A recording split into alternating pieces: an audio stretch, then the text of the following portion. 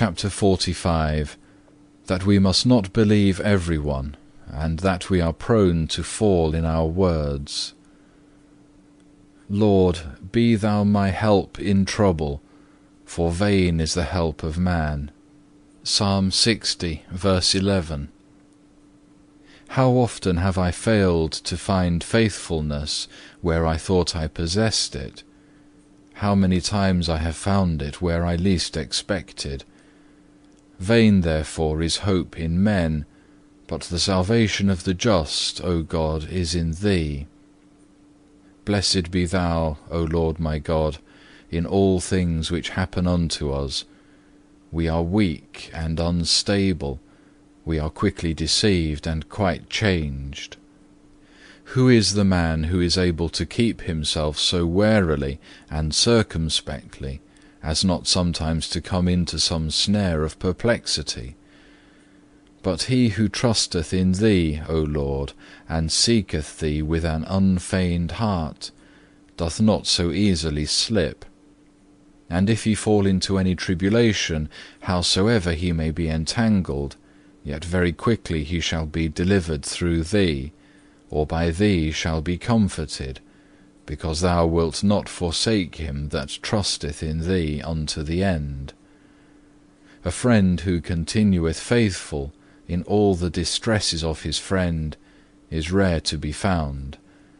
Thou, O Lord, Thou alone art most faithful in all things, and there is none other like unto Thee. O how truly wise was that holy soul who said, My mind is steadfastly fixed, and it is grounded in Christ. Saint Agatha. If thus it were with me, the fear of man should not so easily tempt me, nor the arrows of words move me.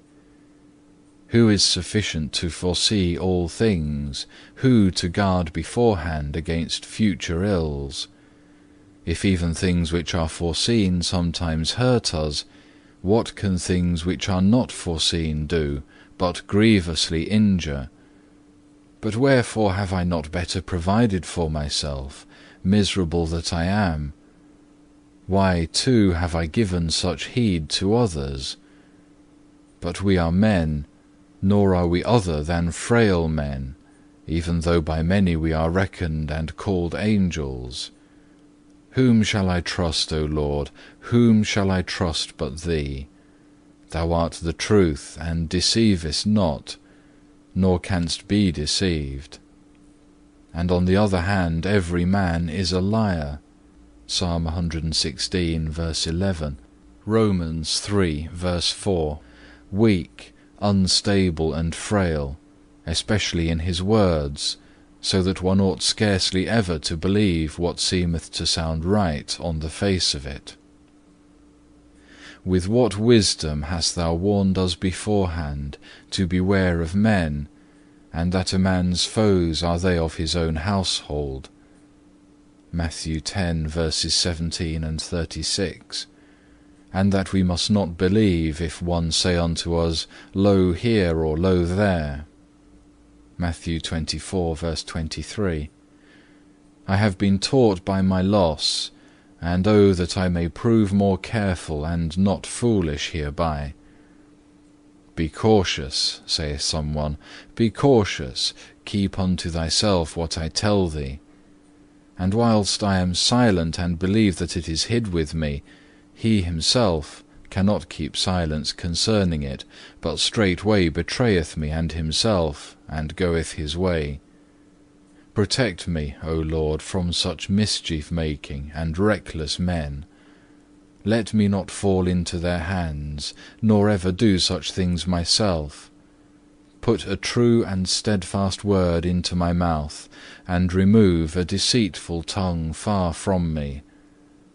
What I would not suffer, I ought by all means to beware of doing.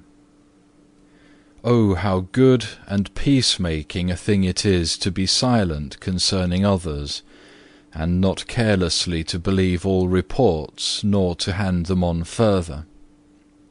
How good also to lay one's self open to few, to seek ever to have Thee as the beholder of the heart, not to be carried about with every wind of words, but to desire that all things inward and outward be done according to the good pleasure of Thy will.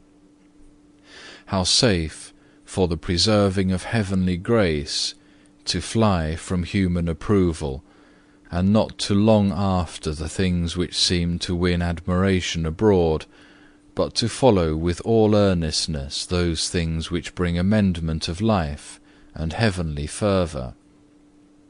How many have been injured by their virtue being made known and too hastily praised! How truly profitable hath been grace preserved in silence in this frail life, which, as we are told, is all temptation and warfare.